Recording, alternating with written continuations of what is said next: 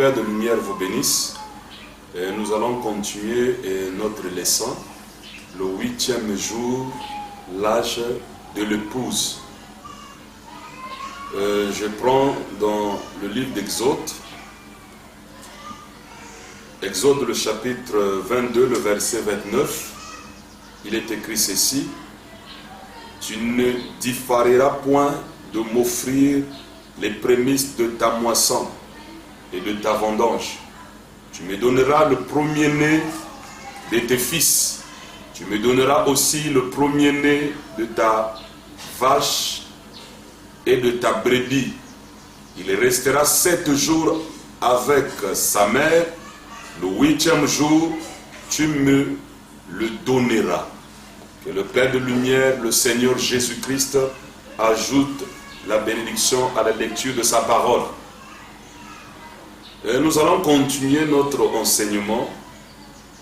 William Branham prêchait par les types, comme je vous l'avais dit. Ceux qui ont l'esprit de Christ prêchent par les types. Les églises dénominationnelles et les églises pentecôtistes, la majorité, ils vont à l'école théologique. Ils vont étudier Dieu.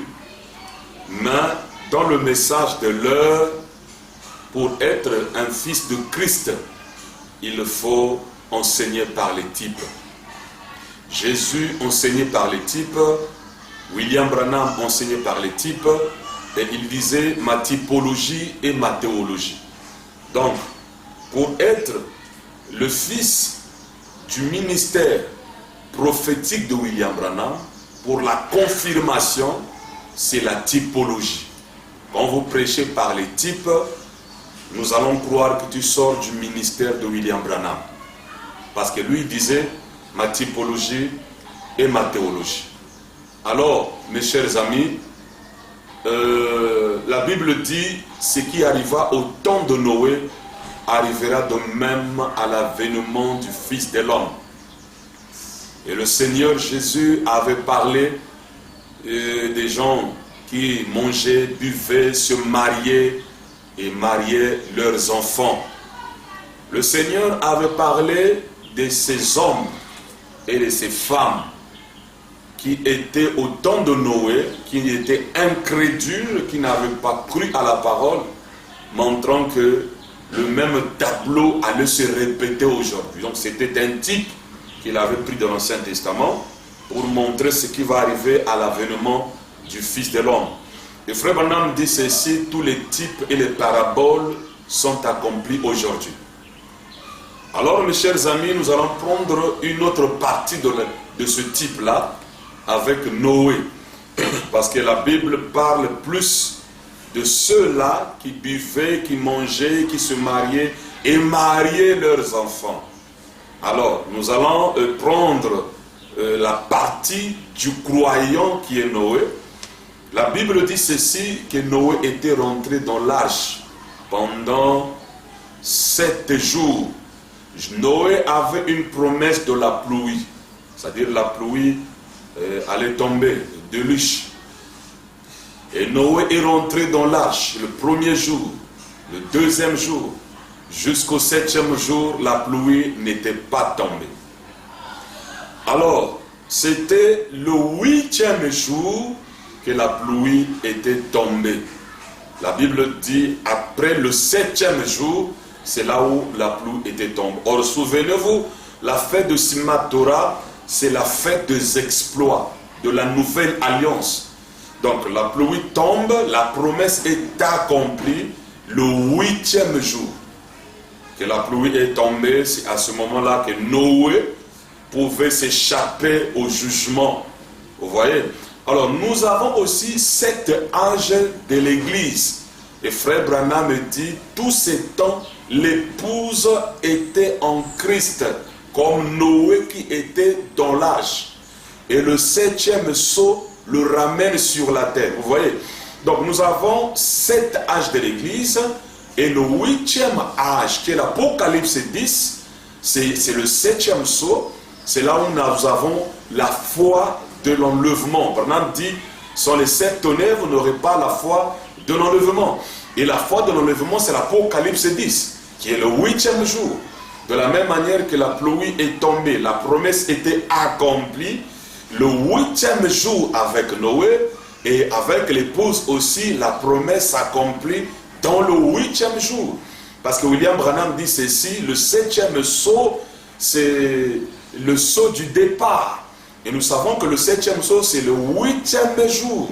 Vous voyez? Donc, au temps de Noé, il y a eu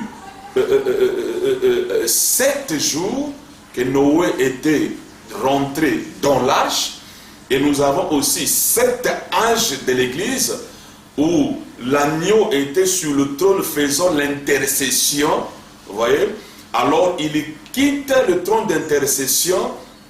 Il vient maintenant dans le 7e sceau qui est le 8e jour. Et le 8e jour, c'est là où nous avons la foi de l'enlèvement. Et nous avons l'arrière-pluie le 8e jour. Et Noé a fait 7 jours. Et le 8e jour, il y a eu la pluie. Nous avons 7 âges de l'Église.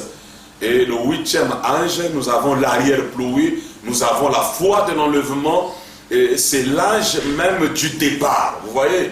Donc, c'était un type au temps de Noé. Et souvenez-vous, la fête de Simchat Torah, c'est la fête des exploits. Selon les Juifs, les exploits des Juifs, ce n'est pas le 7e jour, mais c'est le 8e jour.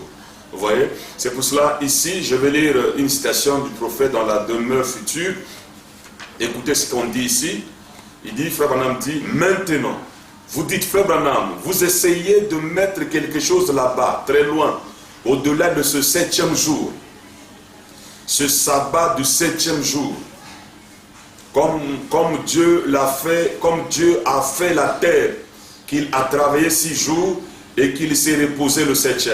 C'était seulement un type du temps, le temps, mais je viens de dire ici que nous devenons éternels. Donc même le 7e jour que Dieu s'est reposé, c'était que le temps. Hein, c'était juste le temps. Vous voyez, parce que les gens utilisent souvent le 7e jour. Mais Branham dit non. Ici, nous parlons d'être éternel. Or, ce qui est éternel, c'est le 8e jour, qui est Apocalypse 10, qui est le 7e sceau. Et il continue, il dit, alors, où est votre type? Maintenant, vous dites que vous êtes un typologue. Alors, vous avez épuisé tous les types. Maintenant, oh non, certainement pas. Voyons voir si c'est le cas. Et William Branham, c'est ici qu'il va maintenant parler de ce 8e jour, montrant que le 7e jour que Dieu s'était reposé, c'était juste le temps. Mais le 8e jour, c'est l'éternité. Et Noé est rentré dans l'arche, il a fait 7 jours, la pluie n'est pas tombée, mais c'est le 8e jour qu'il a eu la pluie. Et nous avons aussi la promesse de l'enlèvement, vous voyez. Et nous avons 7 âges de l'Église, il n'y a pas d'enlèvement. Mais l'enlèvement est dans le 8e jour, parce que c'est le sceau du départ. Apocalypse 10, la foi de l'enlèvement, l'arrière-pluie, qui fera que l'âge de Noé puisse voquer. Les âmes qui sont maintenant en prison. Frère Branham dit, écoutez ce qu'il dit ici. Il dit, mais souvenez-vous, pendant tout ce temps, Noé était dans l'arche. L'épouse est scellée à l'intérieur avec Christ. Amen. Là, nous avons les 7 âges de l'Église. Ok. Le dernier membre a été racheté. Le 7e sceau s'est manifesté. Le 7e sceau le ramène sur la terre. L'agneau est venu prendre le livre de sa main droite. Il s'est assis et il a revendiqué son bien. ce qu'il avait racheté. Pas vrai, le troisième pôle, ça a toujours été ça. Et nous savons que le troisième pôle, c'est l'Apocalypse 10. C'est le 8e jour. Et Branham dit, ça a été toujours ça. Donc c'est le 7e sceau qui le ramène sur la terre. C'est le 8e jour qui a fait tomber la pluie. Vous voyez? Et le 7e sceau le ramène sur la terre. Et c'est le 7e sceau qui donne la foi de l'enlèvement.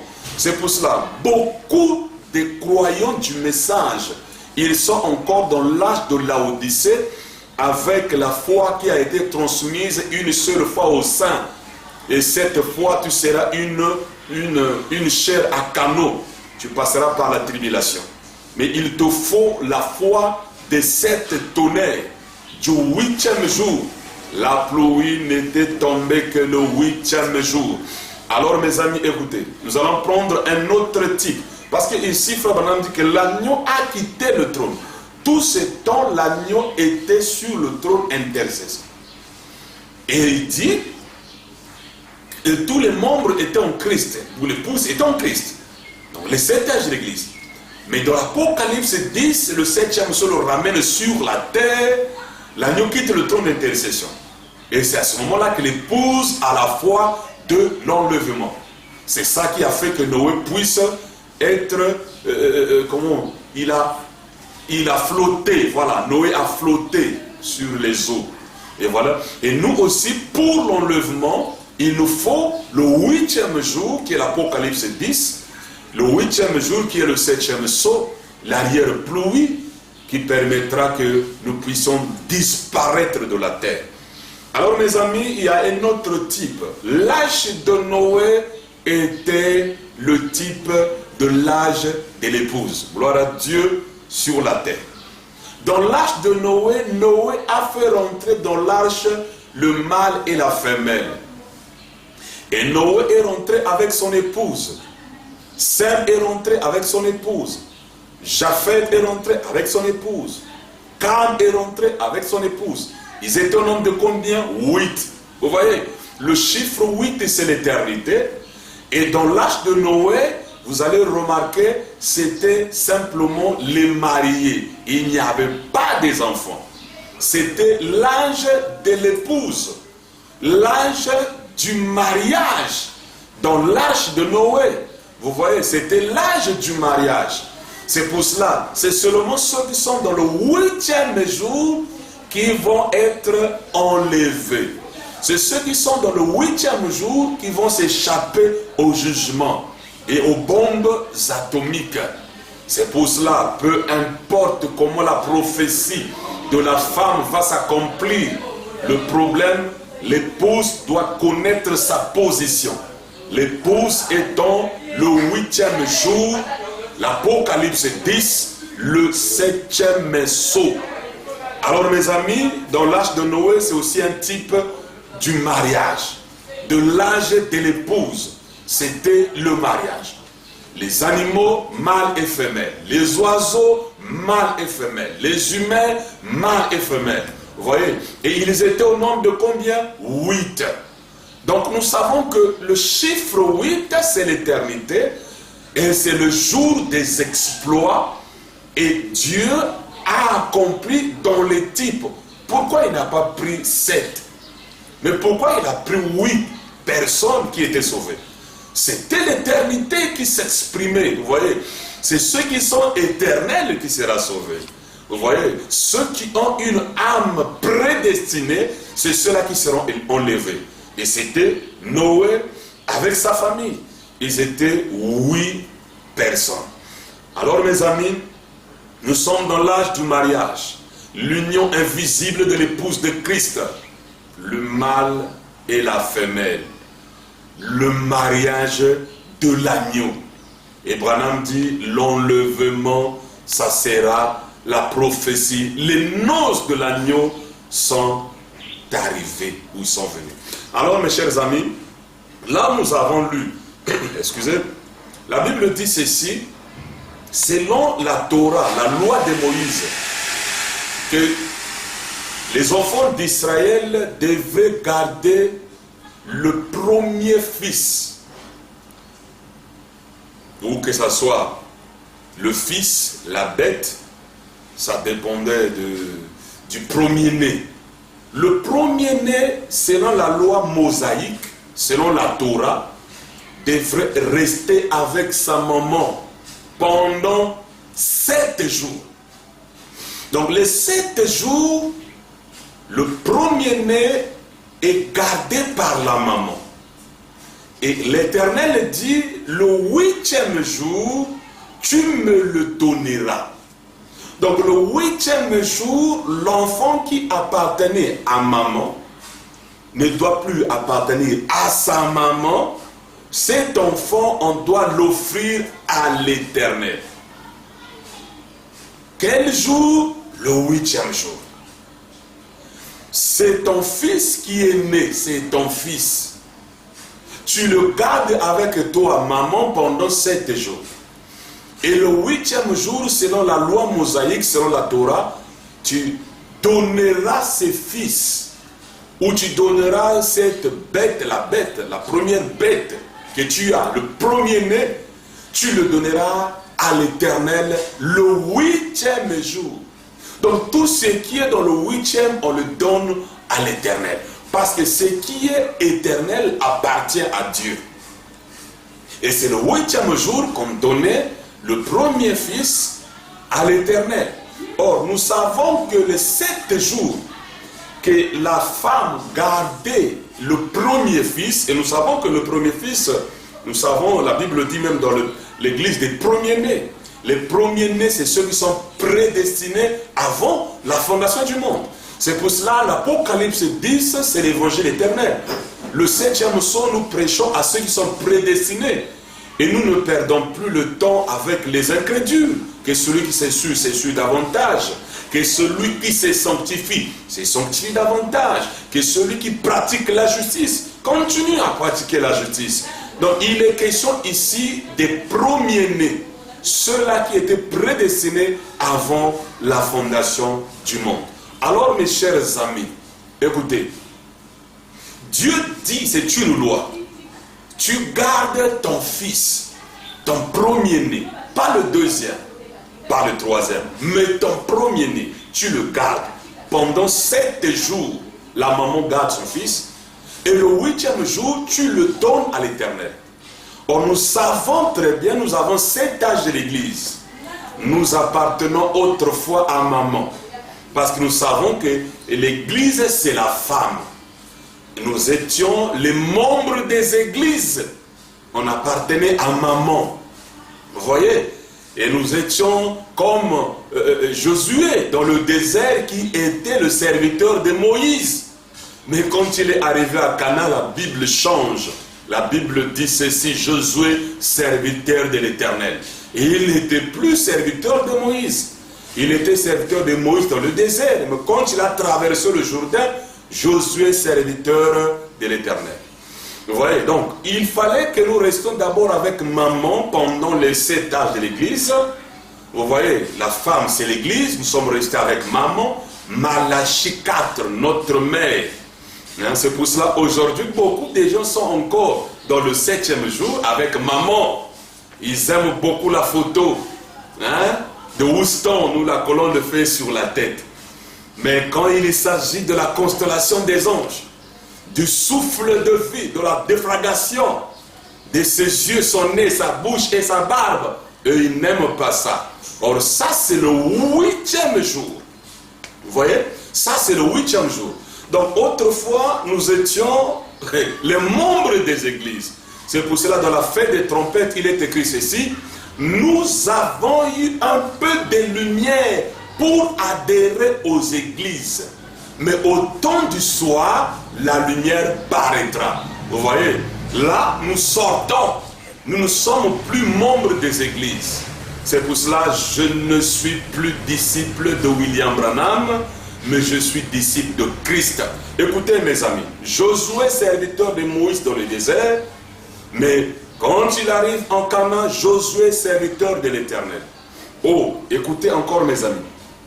Vous allez remarquer que frère Branham, dans Malachie 4, c'est notre mère. Et ceux-là qui aiment beaucoup l'âge de l'Odyssée, ils aiment beaucoup rester avec maman. Mais nous savons très bien, nous ne sommes plus dans le 7e âge. Nous sommes dans le 8e âge. Nous appartenons cette fois-ci à l'Éternel. Parce que quand nous étions avec maman, c'est juste pour nous garder pour un temps. Mais quand le 8e jour est arrivé, nous appartenons maintenant à l'Éternel. C'est pour cela. Malachie 4, beaucoup de gens sont restés avec maman. Et quand on leur pose la question, qui est votre messager? Ils disent, c'est William Branham. Mais moi, mon messager, c'est pas William Branham. Dans le 8e jour, mon messager, c'est Christ. Bien qu'il s'était personnifié de la personne de William Branham, mais c'est pas William Branham. Donc voilà que nous sommes dans le 8e jour, nous appartenons à Christ. Le problème ici, comme je le disais à un frère, le message de William Branham, c'est comme le jeu des puzzles. Le message est éparpillé. Il faut maintenant un fils de Dieu, un homme envoyé de Dieu, pour rassembler les puzzles et faire sortir l'image. Et c'est ce que le juge apostolique, votre frère, est en train de faire. Donc le 8e jour, la Bible dit, on devrait prendre ce premier-né et le donner à l'Éternel. Mon cher, tu appartiens à qui? Est-ce que tu es toujours le fils de maman ou tu es le fils de l'Éternel?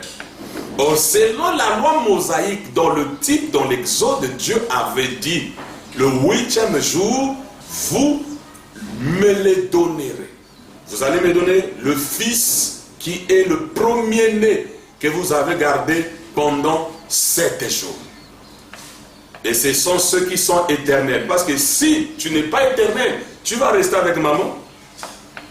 Parce que tu es le deuxième fils, tu vas rester avec maman. Mais le premier-né, ceux qui étaient dans la grande pensée de Elohim, connus avant la fondation du monde, ils doivent reconnaître leur maman. Dans chaque âge, ceux qui étaient avec Paul, ils ont reconnu Paul. Irénée, ils ont reconnu Irénée. Martin, Colomban, Luther, Wesley. Et nous, nous avons reconnu William Marion Branham.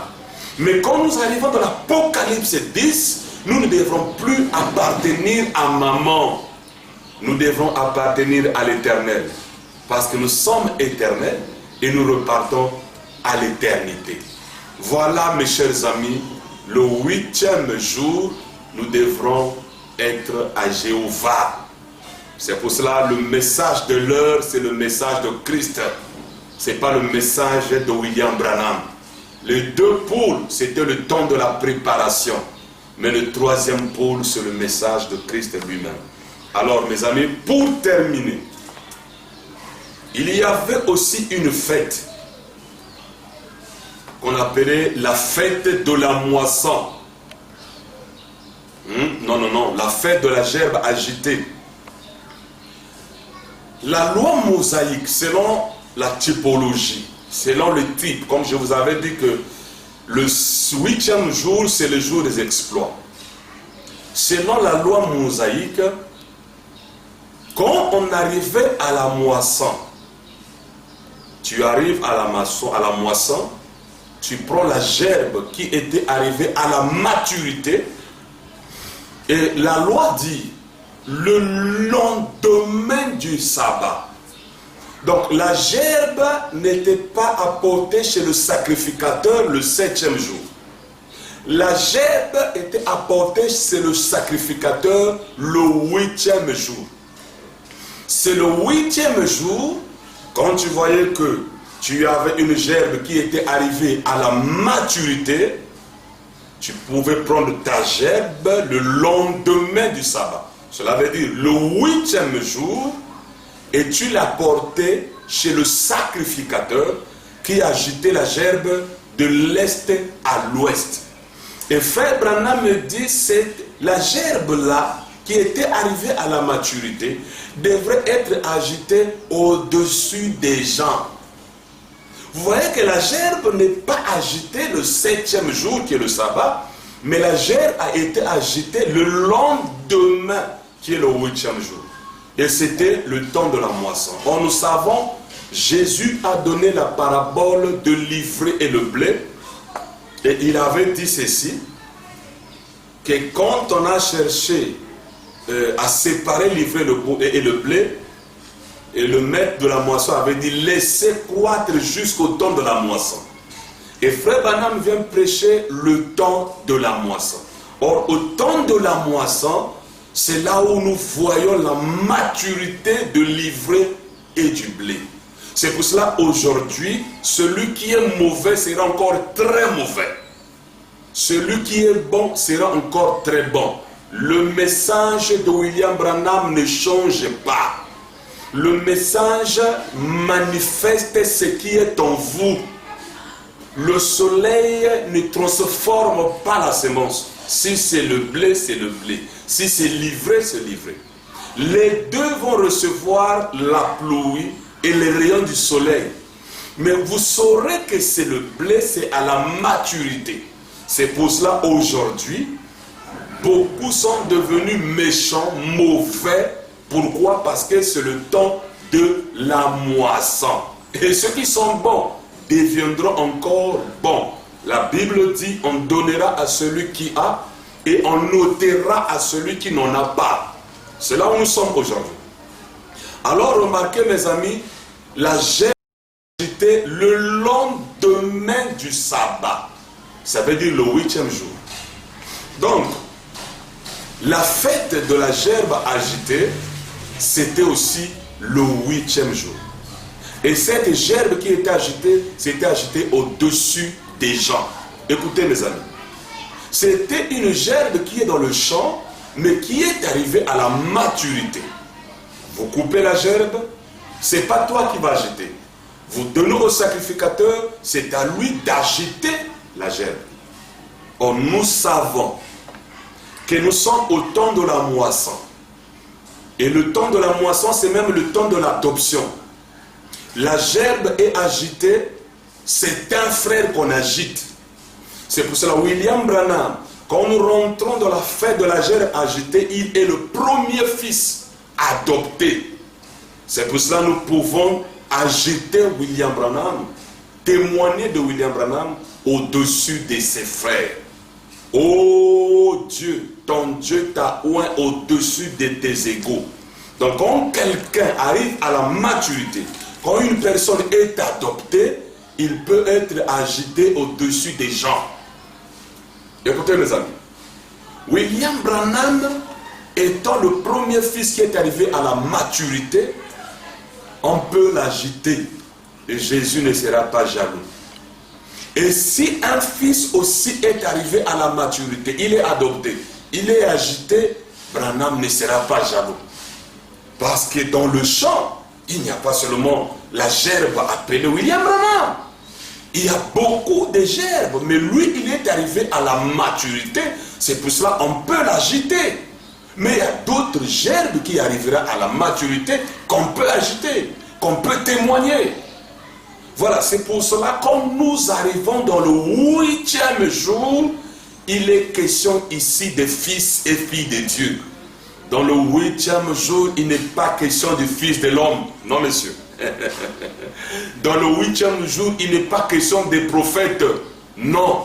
Mais c'est le royaume des égaux, de ceux qui ont le nom dans le livre de vie de l'agneau. Mais ça dépendra de la mesure de grâce et de la saison que tu seras arrivé à la maturité. Alors, mes chers amis, c'est le 8e jour qu'on devrait agiter la gerbe. C'est pour cela, dans l'Apocalypse, le chapitre 10, nous agitons les gerbes. C'est le jour de l'adoption. Et qu'est-ce qu'est l'adoption? L'adoption, c'est que le Père se tient en arrière-plan. Et c'est le Fils qui parle maintenant. C'est pour cela que vous allez remarquer, il y a beaucoup de gens, quand vous parlez de William Branham, ils sont très contents. Mais quand vous prenez le témoignage d'un frère, il se fâche. Ils ne veulent pas. Voilà, parce qu'ils ne sont pas dans le 8e jour. Dans l'âge de Laodicée, frère Branham disait ceci, que Moïse était le seul à faire ce qu'il devait faire. Les autres devraient le suivre seulement. Mais quand nous arrivons dans l'Apocalypse 10, dans la fête de la gerbe agitée, là, nous sommes à la terre promise, chacun a sa portion de terre.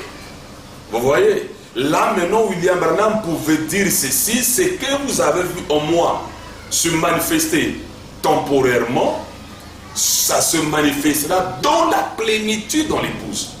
Donc, le deuxième poule, ça ne nous regarde pas, parce que personne ne peut être comme un prophète. Surtout le prophète comme William Branham. Personne ne peut faire comme William Branham. Mais quand nous arrivons dans l'Apocalypse 10, le 8e jour, là William Branham est un fils de Dieu. Parce que là, c'est le livre qui est remis à l'homme. Et le livre n'est pas remis au prophète. Le livre est remis aux fils et filles de Dieu. Adam était fils de Dieu. Le prophète, c'est juste un canal. Parce que William Branham dit que c'est juste le canal. Dieu ne fait rien sans avoir révélé son secret à ses serviteurs, les prophètes. Mais en réalité, dans le 8e jour, c'est la gerbe agitée. C'est le temps de la moisson, de la manifestation des fils et filles de Dieu. Les deux poules de William Branham, personne ne pouvait faire comme William Branham. Mais le troisième poule, il a dit, ce que vous avez vu en moi, ça se manifestera dans la plénitude avec l'épouse. Voilà. Donc cela veut dire que ce qu'il a vu, cela va se faire dans le monde entier. Les fils et filles de Dieu. Voilà le 8e jour, l'âge de l'épouse. Bonne compréhension, mes amis. Que le Père de lumière vous bénisse.